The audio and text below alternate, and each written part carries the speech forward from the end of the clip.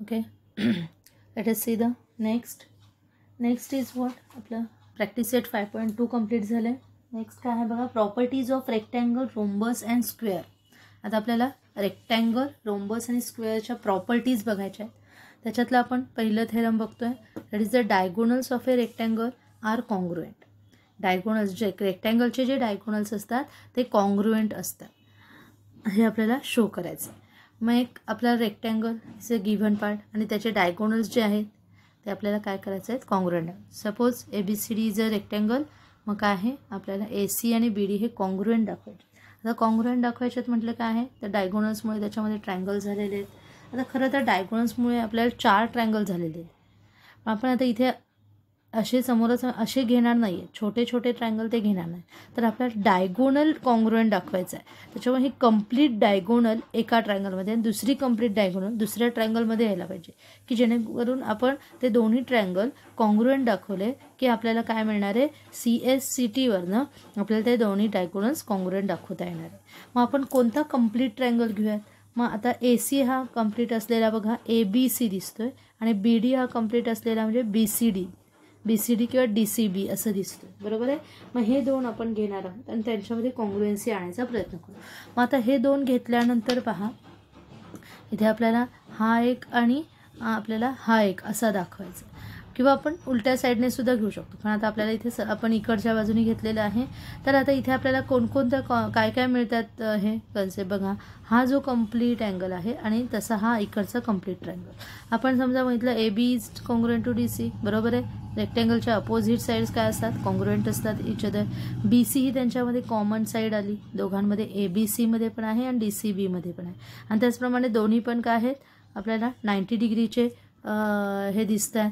त्यामुळे आपण काय म्हणणार आहोत, ABC is congruent to DCB each 90, म्हणजे आपल्याला 3 फॅक्टर मिळाले. साईड अँगल साईडने आपण हे दोन्ही कॉन्ग्रुएंट दाखवू शकतो. ओके. आता आपण आधी सुरुवातीला आपलं गिव्हन काय येणार आहे, quadrilateral ABCD is a rectangle हे आपल्याला दिलं आणि आपल्याला प्रूव्ह करायचं आहे सेगमेंट किंवा डायगोनल म्हणा तिथे तुम्ही diagonal AC congruent to diagonal BD. Okay, BD. आता आपल्याला प्रूफ लिहायचं आहे. बघा प्रूफमध्ये आपण काय लिहिणार आहोत, पहिले दोन ट्रायंगलची जोडी घेऊयात. ABC triangle ABC and triangle कोणता आहे आपला साचा, DCB. ओके. पहिले त्याच्यामध्ये काय येईल, segment AB congruent to segment DC. काय येणार आहे, opposite sides of rectangle. Okay.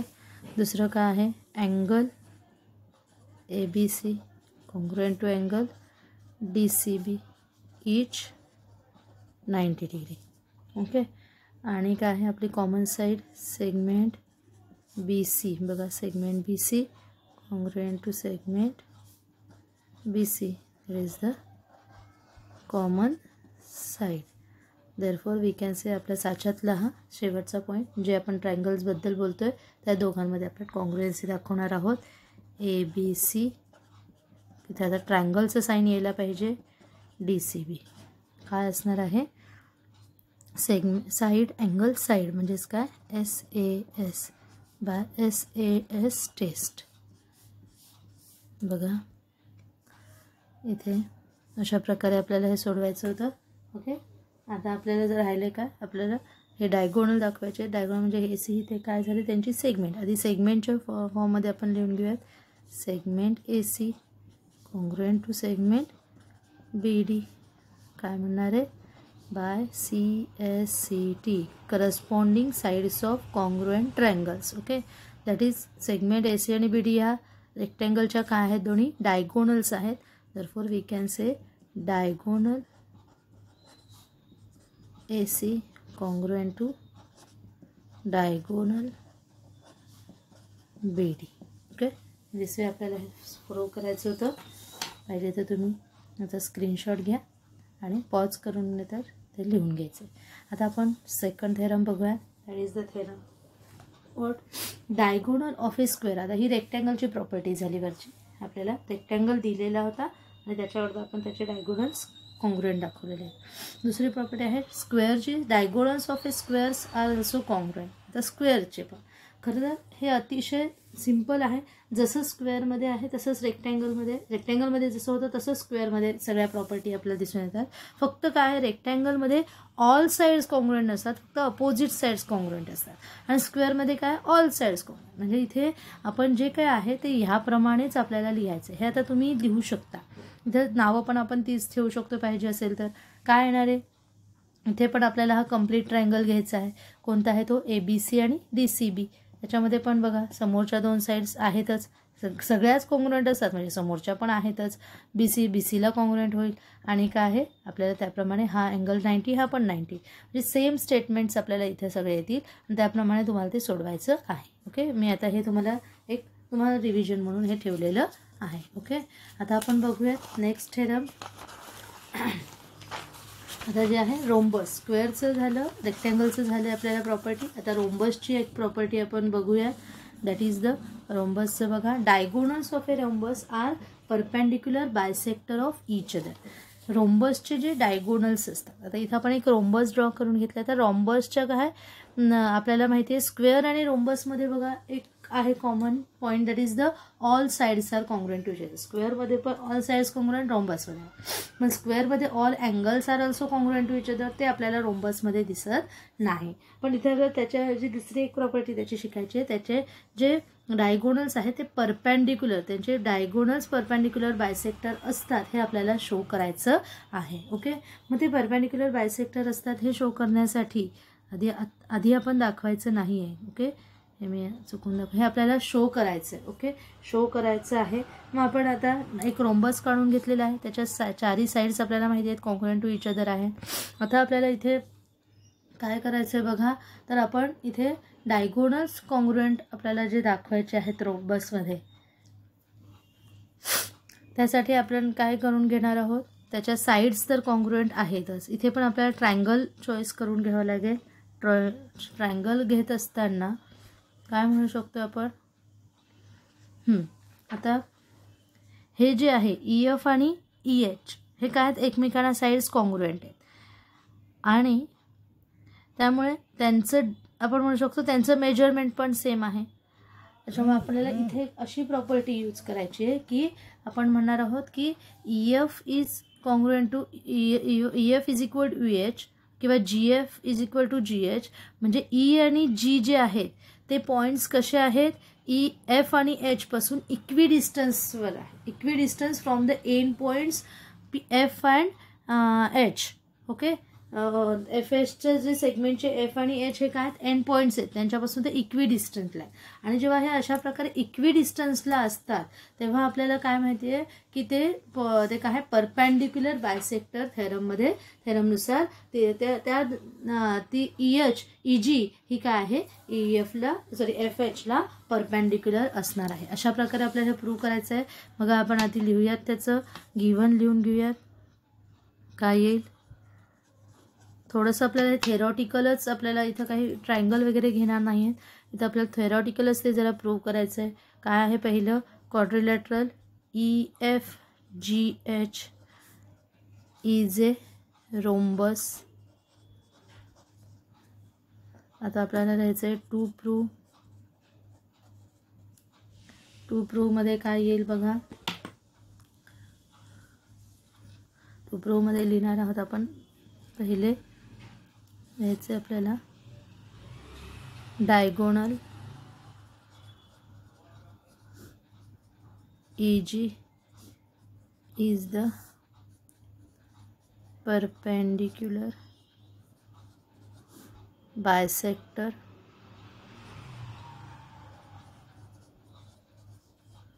of diagonal HF. बरोबर, परपेंडिक्युलर बायसेक्टर ज्यांची आपण नावं लिहिली आहे. आणि किंवा उलट पण होईल, HF is perpendicular bisector of, दुसरं आपण म्हणू शकतोय त्याचंच उलट. जसं EG हा HFला आहे तसंच काय आहे, diagonal HF is perpendicular bisector of diagonal EG. Okay, असं आपल्याला इथे प्रूव्ह करायचं आहे. आता आपण बघूयात त्याचं, हे पाहून घेऊयात त्याचं proof.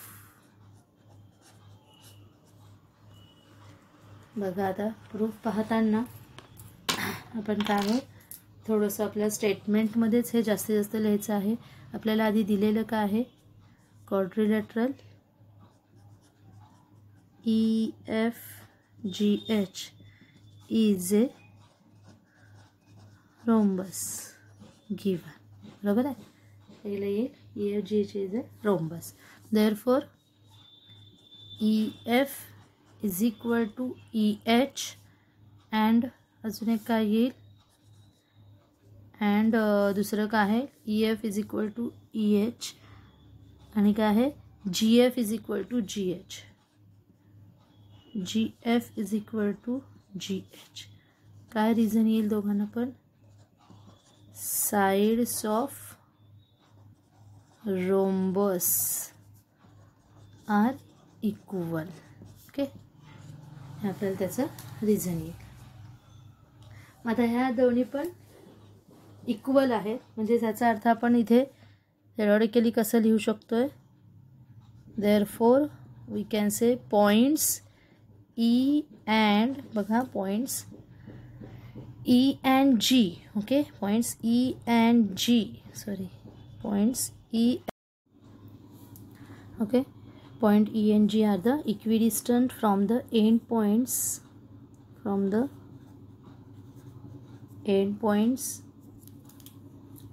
F and H of segment FH.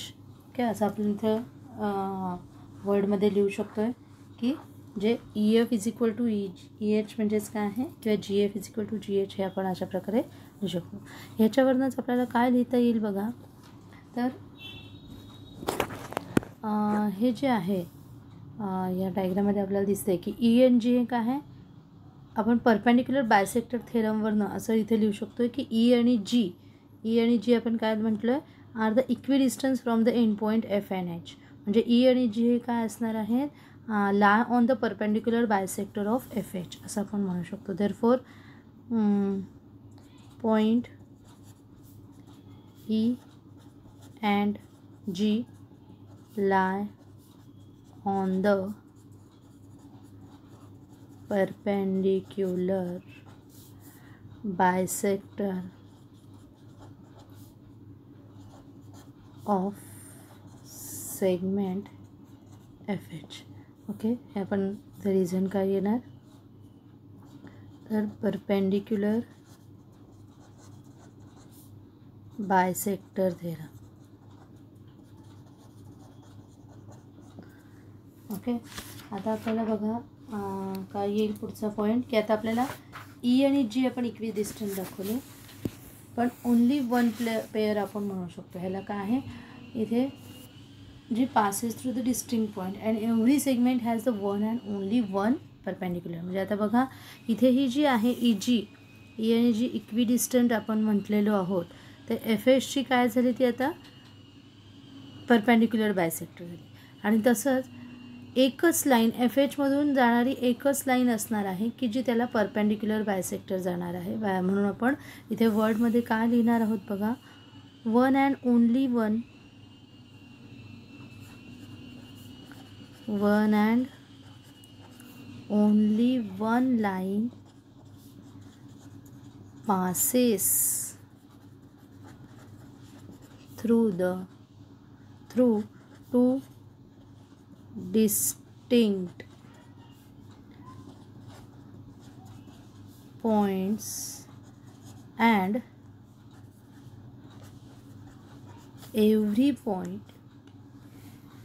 every segment has one and only one perpendicular bisector, बरोबर आहे. बाय थेरम आपण असं म्हणू शकतो की जी डिस्टिंक्ट पॉईंट्समधून जाणारी जी लाईन आहे ती एकच आहे आणि त्याच्यामुळे ती एव्हरी सेगमेंट ही काय आहे, one and only one perpendicular bisector. हे आपल्याला दोन्ही पण स्टेटमेंटवरनं असं म्हणता येणार आहे, diagonal EG is perpendicular bisector of आपलं जे पहिलं स्टेटमेंट आहे ते इथे आपल्याला प्रूव्ह होताना दिसते. आणि सिमिलरली आपण हेही दुसरंही सेगमेंट तिथे आता काय लिहिणार आहे, सिमिलरली we can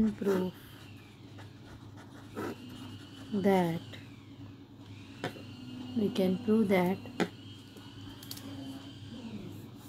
डायगोनल कोणता आहे, HF सुद्धा, बरोबर आहे. HFचं आपण मग काय दाखवा, HF is the equidistance from the ENG. मग तेच आपल्याला इथे सिमिलरली लिहून तेच स्टेटमेंट सगळे येणार, फक्त आपल्याला दोघांची जागा बदलायला लागणार आहे, HFचे GHची आणि GHचे EG. ओके. आता बघा, परपेंडिक्युलर इज द परपेंडिक्युलर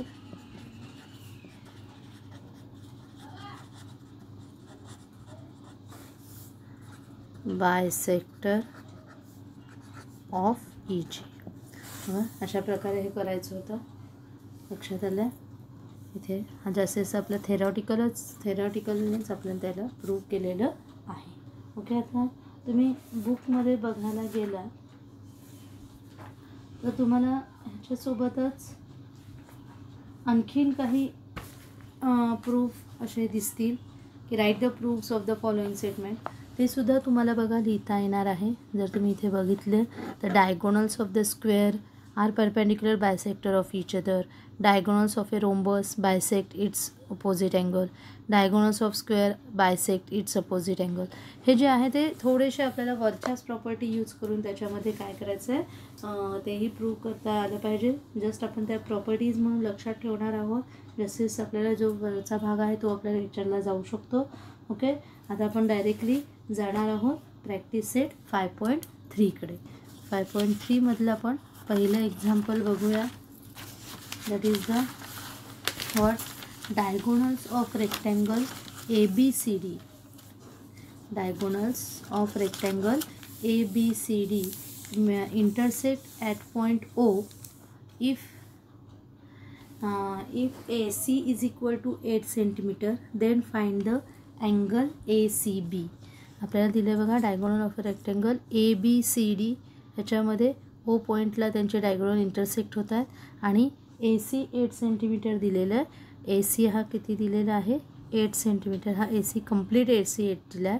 आणि BO फाइंड BO हे आपल्याला कॅल्क्युलेट करायचं आहे. कोणता, फक्त BO हा इकडचा. ओके. अँड CAD दिलेला आहे. CAD हा एक अँगल दिलेला आहे आपल्याला 35 डिग्री. तर बघा ही आपल्याला डायग्राम दिलेली नाही आहे, आपण काढलेली आहे. त्याप्रमाणे त्याला नावं द्यायची आहे आणि अँगल ACB आपल्याला कॅल्क्युलेट करायचा. ACB इकडचा काढायचा. म्हणजे बघा इथं आपल्याला दिसतोय DAC दिलेला आहे आणि ACB काय, म्हणजे आपल्याला अल्टरनेट पेअर अँगल हे पण आधी आपल्याला हे रेक्टँगलच्या दोन साईड्स पॅरलल असतात हे माहिती आहे. आपल्याला आधी लिहावं लागेल आणि मग आपल्याला इथे त्या पॉईंटला येता येणार आहे. ओके. इथे आता आपण आधी घेऊयात AC आणि BD. आता रेक्टँगलची आपण प्रॉपर्टी बघितलेली आहे की diagonals of rectangle are congruent to each other. Okay. Diagonals हे काय असतात, कॉन्ग्रुएंट असतात रेक्टँगलचे. आणि आणखीन एक कॉन्ग्रुएंट असतात, म्हणजेच काय आहे, AC आपल्याला दिली 8, म्हणजे BD पण काय दिलेली आहे, 8च दिलेली आहे. ओके. दोन्ही पण आपल्या 8 होऊन जातील. आणि आधी आपण ते लिहून घेऊयात. ओके. बघूयात आता पहिला पॉईंट काय येणार आहे.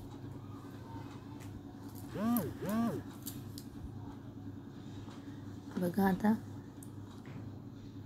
Diagonals AC is equal to 8 cm given. Diagonals of rectangle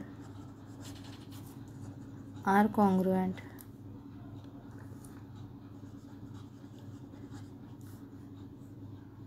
therefore diagonal AC is equal to diagonal BD, therefore BD is equal to काय येणार आहे 8 सेंटीमीटर. ओके, ती पण आपल्याला मिळाली 8 सेंटीमीटर. आता आपल्याला विचारलं मात्र BO विचारलेलं आहे. मग आता BO जेव्हा डायगोनल्स BD डायगोनल्स हे काय असतात, बायसेक्टसुद्धा करतात, एकमेकांना इक्वली बायसेक्टसुद्धा करतात. मग आपण इथे लिहूयात diagonals of rectangle bisect each other. मग आता आपल्याला जे काढायचं BOचं काढायचं, म्हणजे AC हा BDला बायसेक्ट करतोय असं आपण दाखवू शकतोय. Okay, therefore AC bisects BD in BO and OD, दोन सेगमेंटमध्ये. Therefore we can write as the BO is equal to half BD. जे आपल्याला काढायचं ते आपण डायरेक्टली तिथं गेलेलो आहोत. मग हाफ BD म्हणजे काय आहे 8, just we get the 4 centimetre. BO काय मिळालेलं आहे 4 सेंटीमीटर. आता आपल्याला बघायचं आहे, आपल्याला दुसरं काय काढायचं आहे, BO आपला काढून झालेला आहे. इफ CAD हा दिलेला आहे 35, तर आपल्याला इकडचं विचारलेलं आहे. आता आपण पॅरलल आणि त्याच्यामधला अल्टरनेट अँगल हे आधी आपण पाहणार. बघा आता काय म्हणणार आपण, सेगमेंट आपण ऑपोजिट साईड्स, आधी आपण ती प्रॉपर्टी लिहूया. Opposite sides of rectangle are parallel to each other. Okay, therefore we can say जेवढं दोन्ही पण खरं एकमेकांना पॅरलल असतात, पण आपल्याला जे हवं तेवढाच आपण भाग घेऊयात. AD आणि BC आपण घेणार आहोत. AD पॅरलल का बरं त्याच घेणार आहोत, कारण AD आणि BC मधला हा जो अँगल आहे तो आपल्याला दिला आहे आणि इकडचा विचारलेला आहे. देअरफॉर आपण त्याच्यावर फोकस करू. अँड इफ काय आहे, आपण हा त्यांचा अँगल मिळवण्यासाठी AC is a transversal, then by alternate angle theorem नाही आपल्याला काय मिळते, angle DAC congruent to angle ACB. Okay, but angle DAC is equal to 35 degree given. Okay, therefore we can say angle ACB is also equal to 35 degree. Okay, हे आपल्याला अशा प्रकारे काढायचं होतं. बघा आता सगळ्यांनी व्यवस्थित पहिल्यापासून पाहिजे ते पॉज देऊन ते लिहून घ्यायचं आहे. अतिशय सोपं आहे असं आपलं झालेलं आहे. क्वेश्चन नंबर 1 आपल्याला कुठल्याच याचं खरं तर डायग्राम दिलेलं नाही आहे, पण आपल्याला डायग्राम काढली की आपल्याला हाऊ टू सॉल्व हे लगेच समजणार आहे. त्याच्यामुळे डायग्राम काढणं आवश्यक लक्षात आलं. आता आपण बघूया क्वेश्चन नंबर 2. क्वेश्चन नंबर 2 आपण पुढच्या व्हिडिओमध्ये बघूया.